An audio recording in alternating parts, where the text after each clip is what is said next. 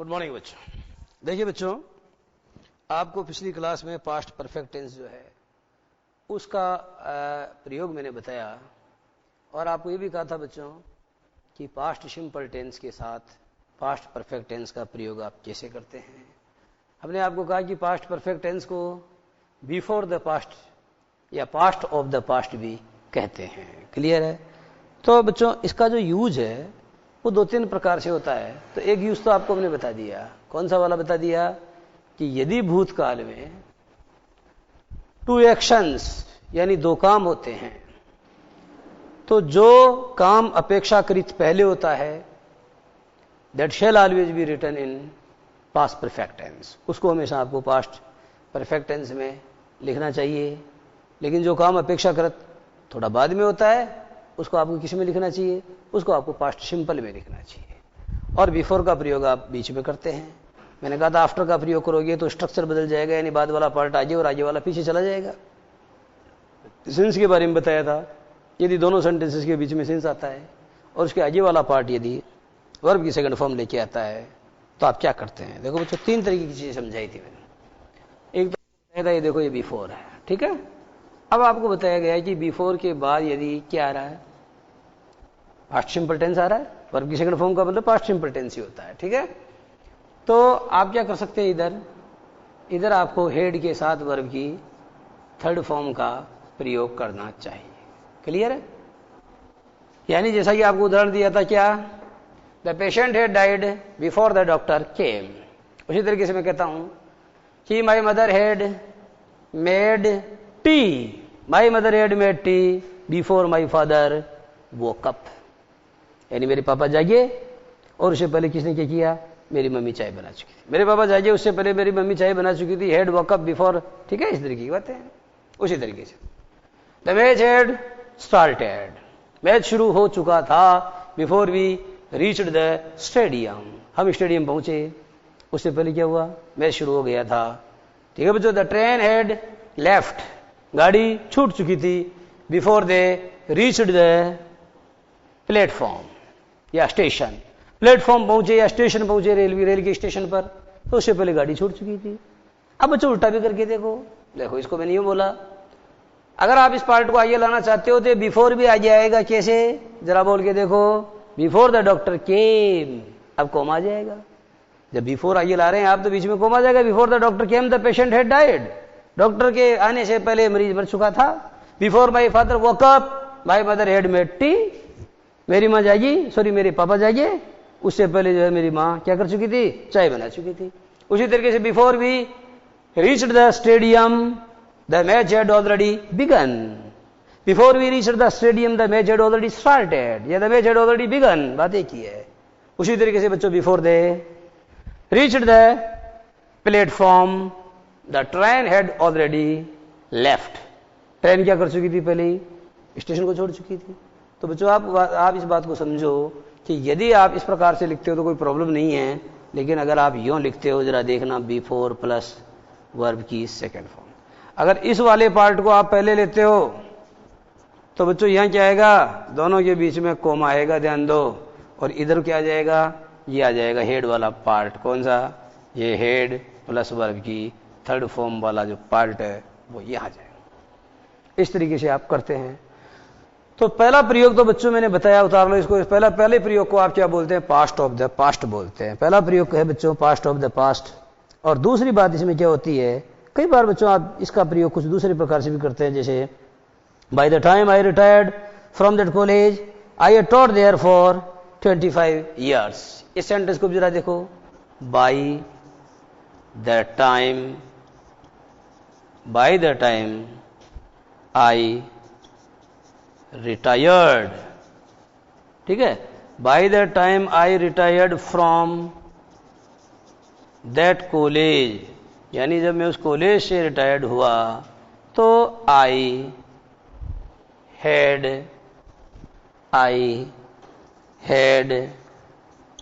taught in that college, I had taught in that college, ठीक है। 4 और आगे लिख दिया बच्चों मैंने 20, ये गणित में लिख दिया, और ईयर्स। अब बच्चों समझो, इसके माध्यम से आपको हम जो समझाना क्या चाहते हैं इस बात को समझने की कोशिश करो आप। हमारा सेंटेंस बच्चों ये है कि बाय द टाइम, हमारा सेंटेंस बच्चों ये है कि bye the time I retired from that college, यानी जिस समय तक बच्चों में उस कॉलेज से रिटायर्ड हुआ था, है ना, पेंशन हुई थी मेरी, पेंशन याफ्ता हुआ था, हालांकि अब तो पेंशन वगैरह मिलती नहीं है, पहले मिलती थी। तो bye the time I retired from that college माने जिस समय बच्चों में इस कॉलेज से रिटायर हुआ था, तो क्या है कि I have taught in that college for 20 years. अब बच्चे जो बाय द टाइम है, यानी जिस समय में कॉलेज से रिटायर हुआ था तो तब तक मैं क्या काम कर चुका था, तब तक आई हैव टॉट देयर, अर्थात मैं वहां पढ़ा चुका था, फॉर 20 ईयर्स, अर्थात मैं वहां 20 सालों से पढ़ा चुका था। तो बच्चों यहां पर जो आपको समझाने वाली बात है वो ये है कि दिस टेंस इज यूज्ड, माने इस टेंस का प्रयोग किया जाता है, this tense is also used to indicate the duration of the time factor, to indicate the duration of the time factor up to a given time in the past. Up to a given time in the past का मतलब क्या होता है बच्चों कि एक मतलब क्या होता है कि जो भूतकाल है उस भूतकाल के अंदर जो एक दिया हुआ निश्चित समय होता है वहां तक की कोई बात बताने के लिए भी आप इसका प्रयोग करते हो। तो बच्चों आप यूं लिख सकते हो, दूसरा वाला प्रयोग इसका क्या होगा कि to indicate the duration of the time factor, क्या लिख सकते हो, टू इंडिकेट, इंडिकेट करने के लिए, to indicate the duration, to indicate the duration of the time factor, of the time factor, यानी जो टाइम फैक्टर का ड्यूरेशन बताने के लिए to indicate the duration of the time factor up to यानी क्या होता है तक, अप टू है या up to a given time या up to the given time, the भी आ सकता है यहाँ, ठीक है। तो एक जो दिया हुआ बच्चों है ना time in the past, in the past यानी बच्चों अब अर्थ समझो, यानी इन द पास्ट यानी भूतकाल में एक दिया हुआ जो टाइम होता है उस टाइम तक, एक दिया हुआ जो टाइम होता है उस टाइम तक है क्या होता है कि जो duration of the time factor, यानी टाइम फैक्टर या जो समय है उस समय की जो अवधि है, समय की जो मियाद है, उसको अभिव्यक्त करने के लिए भी आप क्या करते हो, इस टेंस का प्रयोग करते हो। तो बच्चों ये बात आपकी समझ में आ गई होगी। अब एक बहुत ही महत्वपूर्ण बात है इसके बारे में, वह भी हम आपको बता देते हैं। तो बात बच्चों दरअसल ये है, उस पर सवाल थोड़े ज्यादा आते हैं। आप बच्चों जब कंडीशनल सेंटेंसेज पढ़ते हो तो कई बार आप ऐसा जरूर पढ़ते होंगे क्या कि जैसा कि मैं आपको बताता रहता हूं, जैसे मैंने आपको कहा कि if I go to Agra I will see the Taj, अगर मैं आगरा जाऊंगा तो ताजमहल देखूंगा, ठीक है बच्चों। आपके क्या है कि ये जो कंडीशनल सेंटेंस जो कितने प्रकार से बनते हैं कि बताता हूं आपको ताकि आपकी बात क्लियर हो जाए। देखना, if I go to Agra, if I go to Agra I will see the Taj. ये तो बच्चों एक मैं जो आपको कई प्रकार के सेंटेंस है, मैं तो आपको ये सेंटेंस इसलिए बता रहा हूं ताकि आपको इसका फ्रेम समझ में आ जाए। ये सेंटेंस जो है बच्चों, this sentence is taught to you only in order to this sentence is taught to you only in order to make you understand the frame of the structure, the frame of making the sentence, sentence बनाने का frame कैसे है। देखो बच्चों होता क्या है, if वाला पार्ट है ये, तो आप इसको क्या बोल सकते हैं जरा देखो, इसका सूत्र हम यूं बनाएंगे, ये है बच्चों if क्लोज, क्या है ये, इसको आप if क्लोज कहते हैं, ये if वाला पार्ट है। तो if वाले पार्ट में बच्चों गो आ रहा है यानी वर्ब की फर्स्ट फॉर्म, तो बच्चों वर्ब की फर्स्ट फॉर्म आ जाए या वर्ब की पांचवी फॉर्म आ जाए तो प्रेजेंट सिंपल ही होता है ना। तो यूं कह सकते हैं कि यदि इस वाले पार्ट में प्रेजेंट सिंपल आएगा या वर्ब की फर्स्ट फॉर्म या उसमें ऐसे ही ऐसा आएगा, अगर मान लो नेगेटिव है तो डू डज के साथ में वर्ब की फर्स्ट फॉर्म भी आ सकती है, वो एक अलग बात है। तो हम बच्चों कई बार बच्चों ये सेंटेंस पेशिव वॉइस भी आ सकता है, जैसे if I write a letter, यदि मैं एक पत्र लिखता हूं, if a letter is written by me, यदि एक पत्र मेरे द्वारा लिखा जाता है तो वो भी क्या माना जाएगा, प्रेजेंट सिंपल ही माना जाएगा। तो बच्चों देखने वाली बात यह है कि इफ क्लोज है, ये वर्ब की फर्स्ट फॉर्म और वर्ब की पांचवी फॉर्म है, इतनी बात समझ में आ गई है। अब हम ये समझाना चाहते हैं आपको कि इफ क्लोज जो होता है बच्चों, उस इफ क्लोज में क्या होता है, अगर प्रेजेंट सिंपल टेंस का प्रयोग किया जा रहा है तो बीच में कॉमा आएगा, ये तो तय है, ठीक है। और आइए क्या बच्चों, आज ये सब्जेक्ट जो है कुछ भी आए कुछ भी नहीं आए, सब्जेक्ट तो रिपीट हो जाता है, पर मोटी बात यह है आगे वाले डिब्बे में क्या होगा, विल के साथ वर्ब की फर्स्ट फॉर्म जरूर आएगी। आप क्या करते हो, इधर भी वर्ब की इधर भी विल लगा देते हो। देखो इधर भी विल प्लस वर्ब की फर्स्ट फॉर्म कर देते हो। कैसे बनाते हो आप, if I will go to Agra, अगर मैं आगरा जाऊंगा, आई विल सी द ताज, तो मैं ताजमहल देखूंगा, अर्थों के लिए आप क्या लगा देते हो, देन। अब बोलो आप कैसे बनाते हो। बच्चा जब इंग्लिश में सेंटेंस फ्रेम करता तो यो करता है, if I will go to Agra then I will see the Taj. जो गलत होता है, देन का प्रयोग नहीं करना है, क्योंकि देन की जो अभिव्यक्ति है, देन की जो अर्थ अभिव्यक्ति है या जो उसकी अर्थ की अभिव्यंजना है, वह बच्चों इस कोमा के द्वारा, इस विराम चिन्ह के द्वारा हो रही है, इसलिए अलग से देन लगाने की आवश्यकता नहीं। दूसरी एक बात और, हिंदी में चलता है कि अगर मैं आगरा जाऊंगा तो ताजमहल देखूंगा, पर अंग्रेजी में ऐसा नहीं होता। अंग्रेजी में यूं कहना पड़ता है, यदि मैं आगरा जाता हूं, या यदि मुझे आगरा जाने का मौका मिलता है, या मैं, ठीक है, इस प्रकार की योजना, इस प्रकार का कोई योग बनता है कि मैं आगरा अगर मेरा आगरा जाना होता है तो मैं ताजमहल देखूंगा। अंग्रेजी में कुछ इस प्रकार से कहा जाता है। मैं सिर्फ ये समझाना चाहता हूं कि इफ वाले पार्ट में विल या शैल का प्रयोग करना सख्त मना है, और आगे वाले पार्ट में विल का प्रयोग जरूर होगा यदि इधर वर्ब की फर्स्ट फॉर्म आ रही है तो। लेकिन बच्चों कभी कभी क्या होता है कि आप यूं कर देते हो, जरा देखना दूसरा वाला नियम चलेगा। आप ये पहला नियम तो आपको बताया जा चुका, अब ये दूसरा हो गया है बच्चों। यहाँ गो की जगह मैंने वेंट कर दिया, अब बोलो क्या हो जाएगा, if I went to Agra. इसका मतलब ये हो गया यदि मैं आगरा जाता। यदि मैं आगरा जाता तो बच्चों ये कंडीशनल सेंटेंस है, इसमें आपने इधर क्या किया, पास्ट सिंपल कर दिया ना, तो बच्चों इधर विल का क्या करना पड़ेगा, इधर विल का वुड करना पड़ेगा। बच्चा क्या करता है, विल का वुड तो कर देता है, लेकिन कई बार सी का सा भी कर देता है। ऐसा नहीं बच्चों, मॉडल है, मॉडल के बाद तो हमेशा वर्ब की फर्स्ट फॉर्म आती है। तो बच्चों दूसरा स्ट्रक्चर क्या बना आपका, दूसरा स्ट्रक्चर बच्चों सीधा सा है कि यहां पर आ जाएगी वर्ब की सेकेंड फॉर्म। क्या आ जाएगी, अगर यहां वर्ब की सेकंड फॉर्म आ जाएगी तो इसको प्रेजेंट सिंपल नहीं कहेंगे, अपितु क्या कहेंगे जरा बताना, इसको पास्ट सिंपल कहेंगे। और अगर ऐसा है तो इसको काट के यहां किसका प्रयोग हो जाएगा, वुड का प्रयोग हो जाएगा। बोलो समझ में आ गया कि नहीं है। जैसे if I go to Agra I will see the Taj. अब मैंने आपको कहा जी if I went to Agra I would see the Taj. दूसरा sentence, if she invites me then दो, इफ शी इनवाइट्स मी, अगर वो मुझे इनवाइट करती है, I will attend her marriage, तो मैं उसकी शादी में जाऊंगा। अब इसको पास्ट में कहता हूं, if she invited me I would attend her marriage. यदि वह मुझको इनवाइट करती तो मैं उसकी शादी में क्या करता, मैं उसकी शादी में शामिल होता। उसी तरीके से बच्चों मैंने आपको कहा इफ यू वर्क हार्ड, अगर तुम कठोर परिश्रम करोगे, if you work hard you will pass the exam, तुम परीक्षा में पास हो जाओगे। अब पास्ट में बोलो if you worked hard you would pass the exam.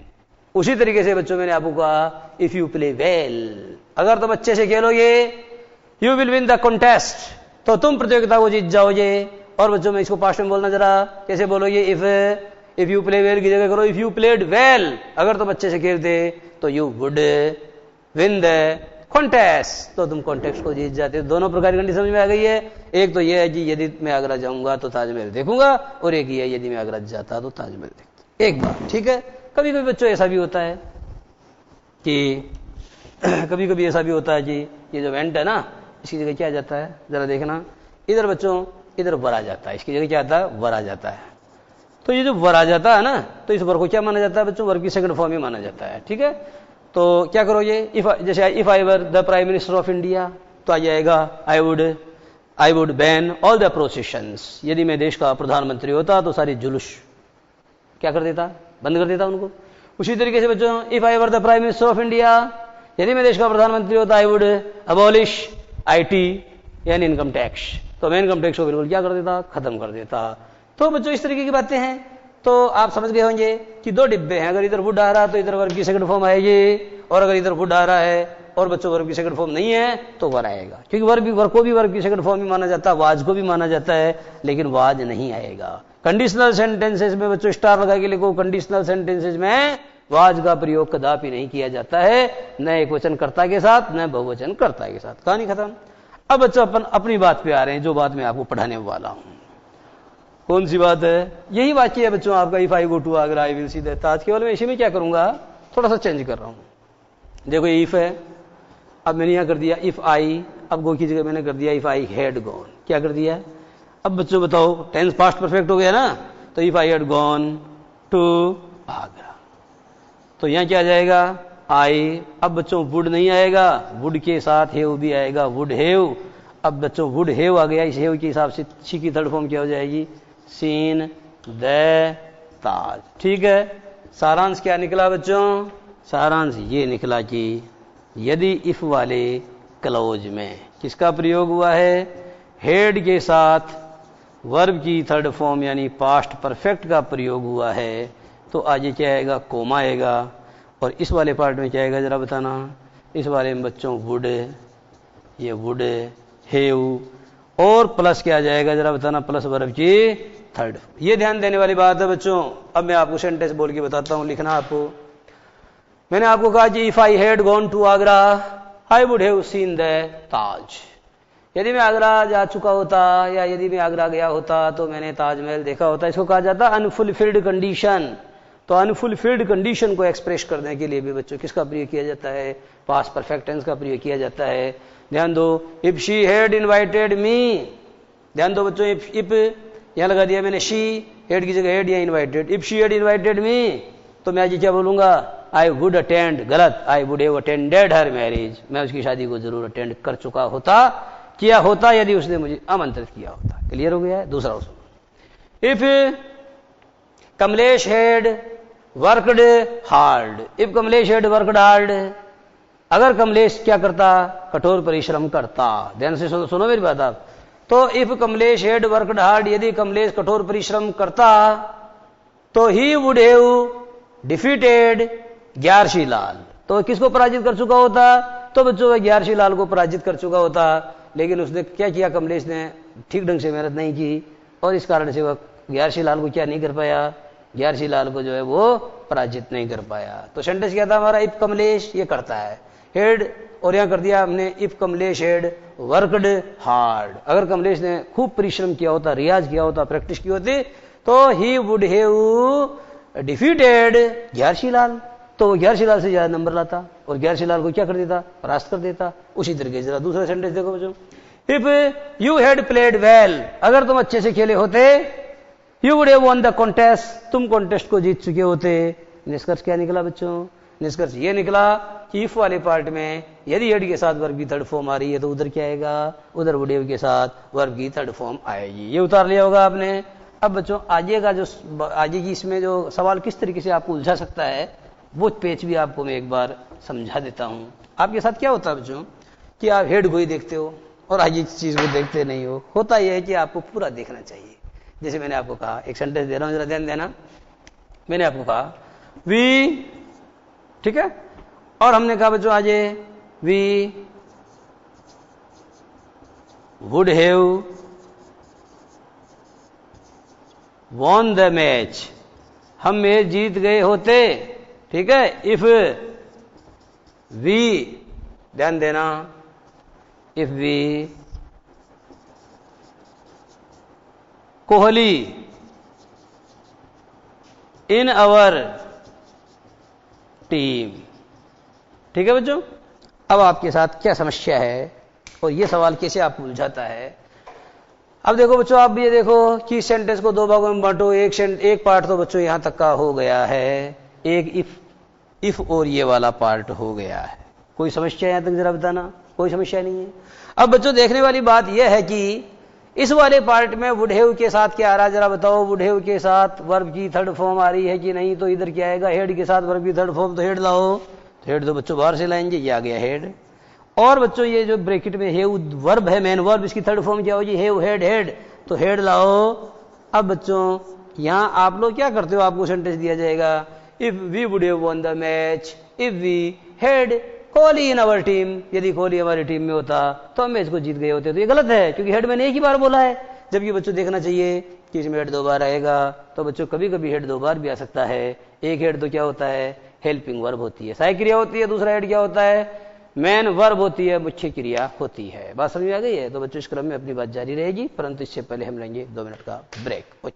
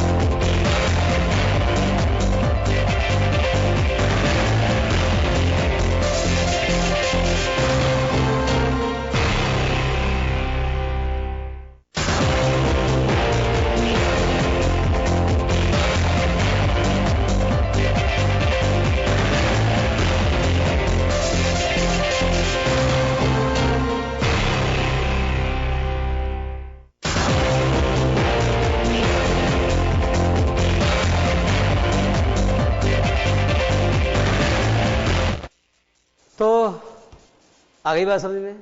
तो बच्चों हेड का प्रयोग 2 बार भी हो सकता है और इस पे सवाल परीक्षा में थोड़ा ज्यादा बनता है। अच्छा एक बात और है, अगर मान लो कोई आपको सेंटेंस ये दे दे कि ये यहां पर आपको हेड 2 बार दे ही नहीं और आपसे कहा जाए कि साहब अब बताओ वाक्य कैसे शुद्ध होगा, एक ही बार हेड आ रहा है। तो बच्चों हेड एक ही बार आ रहा तो ये वर्ब की सेकंड फॉर्म है, और अगर सेकंड फॉर्म है तो फिर आपको, क्योंकि सहायक क्रिया तो बच्चों के लिए आती नहीं है, अगर इसको सहायक क्रिया माने तो सहायक क्रिया तो अकेली आती नहीं है वो तो, और जब भी आती है तो फिर वो सहायक क्रिया नहीं मुख्य क्रिया का काम करती है। जैसे आई एम ए टीचर, अब आपको सब एम आ रहा है, लेकिन बच्चों एम यहां पर हेल्पिंग वर्ब का काम थोड़ी कर रहा है, एम तो यहां पर मेन वर्ब का काम कर रहा है। तो आप इस बात को देखो, अगर ये वर्ब की सेकंड फॉर्म है तो यहां पर कौन सा नियम लागू होगा, वुड के साथ वर्ब की फर्स्ट फॉर्म, तो फिर अपन इसको काटेंगे और कैसे शुद्ध करेंगे, इसके हिसाब से इसका तालमेल बैठाने के लिए वुड और इसकी फर्स्ट फॉर्म क्या हो जाएगी, विन। अब बोलो ये वाक्य शुद्ध हो गया, we would win the match, हम मैच को जीत जाते, if we had Kohli in our team, यदि कोहली को हम किस में रखते, जरा बताओ, यदि बच्चों कोहली को हम अपनी टीम में रखते तो हम निश्चित रूप से मैच जीत जाते। तो बच्चों इस तरीके से आपने क्या देखा कि जो अनफुलफिल्ड कंडीशन होती है, अपूर्ण शर्त या वाक्य होते हैं, उनमें भी आप क्या करते हो, पास्ट परफेक्ट टेंस जो है उसका प्रयोग करते हो। ठीक है। अब इसके बाद में बच्चों आपको क्या देखना है कि ये जो टेंस है, इसके बाद आगे वाला जो टेंस है उस पर विचार करते हैं। आगे वाला टेंस कौन सा है, पास्ट परफेक्ट कंटिन्यूअस है। तो पास्ट परफेक्ट कंटिन्यूअस के 3 यूज बच्चों समझ में आ गए आपके। एक तो इसका प्रयोग किस रूप में किया जाता है पास्ट परफेक्ट का, पास्ट ऑफ द पास्ट, ऐसा कोई काम जो भूतकाल में है, जब 2 काम हो तो जो पहले होता है, जो पहले से भी पहले होता है वो पास्ट परफेक्ट में आता है, जो थोड़ा बाद में होता है वो पास्ट सिंपल में आता है। दूसरी बात क्या बताई, जैसे by the time I retired, तो बच्चों बताया गया कि to indicate the duration of the time factor up to a given time in the past, यानी भूतकाल में एक निश्चित दिया हुआ जो प्रस्तुत समय होता है, दिया हुआ समय होता है, उस समय तक की जो समय की मियाद होती है, अवधि होती है, उसको अभिव्यक्त करने के लिए इसको पहचानने का तरीका बच्चों ये है कि इसमें ज्यादातर वो आता है क्या कि जैसे आपको बताया गया कि बाय द टाइम का प्रयोग अगर किसी वाक्य में होता है तो उस वाक्य में आपको दिमाग लगाने की कोशिश करना चाहिए कि उस वाक्य का आंसर या उस वाक्य के अंदर fill in the blanks the correct form of the verb, जो आप वर्ब भरते हो तो आपको बच्चों ये देखना चाहिए कि उस वाक्य में क्या होना चाहिए, पास्ट परफेक्ट टेंस की वर्ब आने की संभावना ज्यादा से ज्यादा होती है, तो आपको इस पर विचार करना चाहिए। क्लियर है। अब अपन बढ़ाते हैं अपनी बात को। आइए अब कौन सा टेंस लेगा जरा बताना बच्चों। आगे वाला जो टेंस है आपका वो है पास्ट परफेक्ट कंटिन्यूअस टेंस। आगे वाला जो टेंस है बच्चों आपको उसका नाम क्या है, पास्ट परफेक्ट कंटिन्यूअस टेंस। तो पास्ट परफेक्ट कंटिन्यूअस टेंस जो है उसको भी जरा समझो, उसमें क्या है, कोई भेद वाली बात तो है नहीं।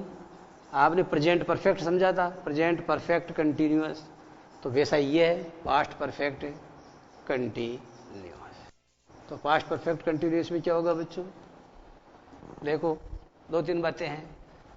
सबसे पहले एक सेंटेंस देता हूं, जैसे मैंने आपको कहा कि आई हैड बीन, आगे समझे आपसे क्या कहा गया कि आई हैड बीन, ठीक है, बल्कि बच्चों आई हैड बीन की जगह आप इसको कर दो इट हैड बीन और फिर कर दो raining, it had been raining. इसका मतलब क्या, बारिश हो रही थी, since it had been raining, यानी बारिश हो रही थी सिंस मॉर्निंग। तो बच्चों आपने क्या देखा, सुबह से बारिश हो रही थी, एक वाक्य तो कुछ यूं बन गया है। अब आपको दिया जा सकता है कि इट इज की जगह मैंने कर दिया इट वाज, क्या कर दिया, it was raining since morning, यानी सुबह से क्या हो रही थी, बारिश हो रही थी। दोनों वाक्यों का फर्क अपने को समझना होगा। और देखो आपको कहा जा सकता है शी हैड बीन स्लीपिंग, नहीं स्लीपिंग उठाओ, she had been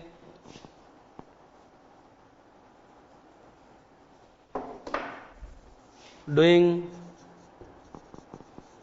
her she had been doing her homework, ठीक है, फॉर 2 hours, फॉर 2 hours, यानी 2 घंटों से तो वो अपना गृह कार्य कर रही थी। अब बच्चों आपने ये जो देखा सेंटेंस है, तो इनमें क्या होता है, हेड बीन का प्रयोग होता है। तो बच्चों अगर यहाँ शी की जगह में आई रख दूं तो भी हेड भी नहीं आएगा, वी रख दूं तो भी हेड भी नहीं आएगा। तो कहने का मतलब ये हुआ कि इसमें क्या होता है कि जब आप असर्टिव सेंटेंस बनाते हो तो सबसे पहले आता है सब्जेक्ट, ये आ रहा है, उसके बाद आता है हेड बीन, ठीक है, उसके बाद आता है हेड बीन, और उसके बाद क्या आता है, वर्ब की फर्स्ट फॉर्म, यानी उसमें आईएनजी जोड़ो तो फोर्थ फॉर्म हो जाएगी। उसके बाद ऑब्जेक्ट आएगा, उसके बाद क्या आएगा, सिंस आएगा, और सिंस नहीं तो फॉर आएगा। कभी कभी बच्चों ALL ऑल भी आता है, और उसके बाद आता है टाइम। क्या आता है, टाइम। ध्यान दो इस बात पे, गौर करो इस बात पे। सब्जेक्ट आएगा, उसके बाद हेड बीन आएगा, उसके बाद वर्ब की फर्स्ट फॉर्म में आईएनजी आएगी, जिसको कि वर्ब की फोर्थ फॉर्म या प्रेजेंट पार्टिसिपल फॉर्म कहते हैं। उसके बाद बच्चों ऑब्जेक्ट आएगा, उसके बाद में सिंस आएगा, फॉर आएगा या ऑल आएगा, और उसके बाद में टाइम आएगा। अब ये टाइम की भी कहानी है, क्योंकि टाइम के हिसाब से टाइम ही तय करेगा कि सिंस आएगा कि फॉर आएगा कि ऑल आएगा, सिंस आएगा कि फॉर आएगा कि ऑल आएगा। इस बात को कौन तय करेगा, इस बात को टाइम तय करेगा। टाइम कैसा है, पॉइंट ऑफ टाइम है या पीरियड ऑफ टाइम है। यदि बच्चों पॉइंट ऑफ टाइम है, जरा ध्यान दो, यदि पॉइंट ऑफ टाइम है, क्या बोला आपने, पॉइंट ऑफ टाइम, अगर पॉइंट ऑफ टाइम है या पीरियड ऑफ टाइम है, तो बच्चों हम ये कह रहे हैं कि यदि पॉइंट ऑफ टाइम है तो क्या आएगा, जरा बताओ। अगर पॉइंट ऑफ टाइम है तो बच्चों सिंस आएगा, और यदि पीरियड ऑफ टाइम है तो फॉर आएगा। अब बच्चों प्रश्न ये है कि ऑल कब आएगा। ऑल बच्चों ऐसे आता है, जैसे मैंने आपको कहा सारी रात बारिश होती रही, तो मैं आपको कह सकता हूं कि it had been raining all night, it had been raining all night. तो ऑल नाइट ऑल डे, सारा दिन सारी रात, तो उनके लिए बच्चों ना तो सिंस आता है ना फॉर आता है, उनके लिए ऑल आ जाता है। देखने वाली बात यह बच्चों, ऑल नाइट सही होता है, ऑल द नाइट गलत होता है, ऑल डे सही होता है, ऑल द डे गलत होता है। अभी छोटी सी बात है, पर इसकी वजह है बच्चों, ये इडियो में ठीक है, आपको इसको इसी रूप में याद करना। द होल नाइट तो ठीक है, अगर WHOLE होल का प्रयोग कर रहे हो तो आइए द लगाना चाहिए। ऑल के बाद द का प्रयोग होता है, लेकिन यहां नहीं होगा। जैसे सभी भारतीय मेरे भाई बहन हैं, तो ऐसे थोड़ी बोलेंगे all the Indians are my brothers and sisters.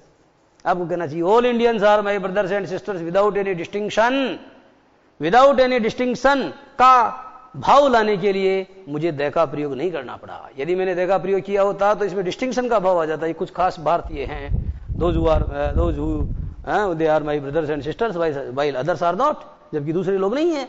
तो इस तरीके का क्या है कि भाव जो है वो इसमें लाया जाता है। अब बच्चों ये बात समझ में आ गई आप यहां तक की।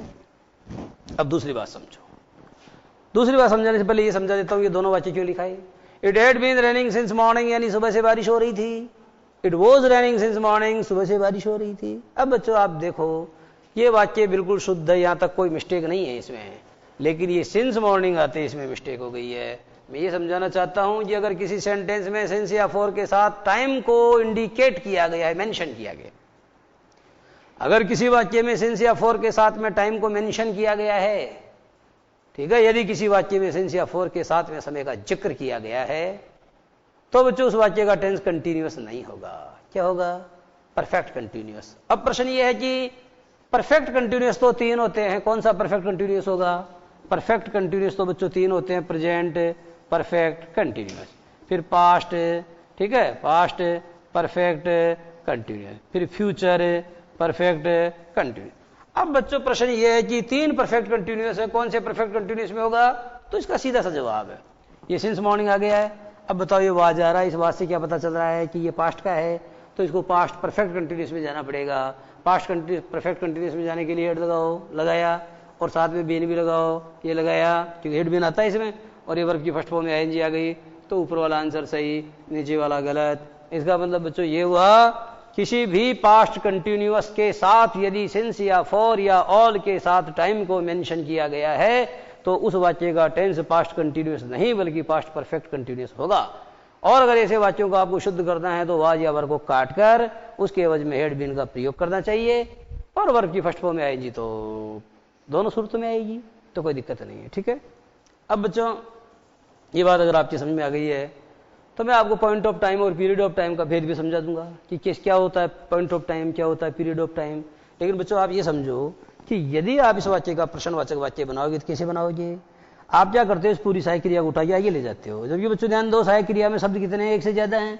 तो जब एक से ज्यादा शब्द होते हैं तो पहला शब्द आगे आता है, बनाओ प्रश्नवाचक, इसको लाओ आगे। कैसे बनेगा? हैड शी बीन, सॉरी बच्चों, अच्छा, had she been doing her homework for 2 hours. अब प्रश्नवाचक चिन्ह आ जाएगा। तो बताओ क्या वो सुबह से अपना कार्य कर रही थी? फिर आप नकारात्मक बनाओगे, निगेटिव, तो क्या करोगे? शी हैड अपनी जगह लाओ। अब आप क्या करते हो? शी हैड बीन नॉट, नहीं बच्चों, she had not been working, sorry she had not been doing her homework since morning या फॉर 2 आवर्स। ठीक है, अब बताओ इसका प्रश्नात्मक नकारात्मक कैसे बनाओगे? तो हैड शी नॉट या hadn't she been doing her homework for 2 hours. और बच्चों अगर मान लो आप इसका जैसे मान लो WH वर्ड से शुरू करना चाहते हो तो आप कर सकते हो वैन, है ना। वैन तो छोड़ो क्योंकि इसमें वैन तो आ रहा है, तो फिर आप तो सिंस वैन का प्रयोग कर सकते हो चाहो तो सिंस वैन। तो सिंस वैन करोगे तो पीछे वाला पार्ट हटेगा, since when had she been doing her homework, और आइए बच्चों जो 4 2 आवर्स वो हट जाएगा। अब देखने वाली बात यह है बच्चों कि यहां पर 4 का प्रयोग क्यों हुआ? क्योंकि 2 घंटों को हमने क्या माना? पीरियड ऑफ टाइम, यानी ये समय की अवधि निश्चित नहीं है। 2 घंटे पता नहीं आज के हैं कि 10 साल पहले के हैं, लेकिन मॉर्निंग सुबह वो तो निश्चित है, पॉइंट ऑफ टाइम है, इसलिए उसके साथ में सिंस का प्रयोग होता है। मैं पहले ही कह चुका हूं, निश्चित समय, स्थान, गति या कीमत बताने के लिए एट का प्रयोग होता है।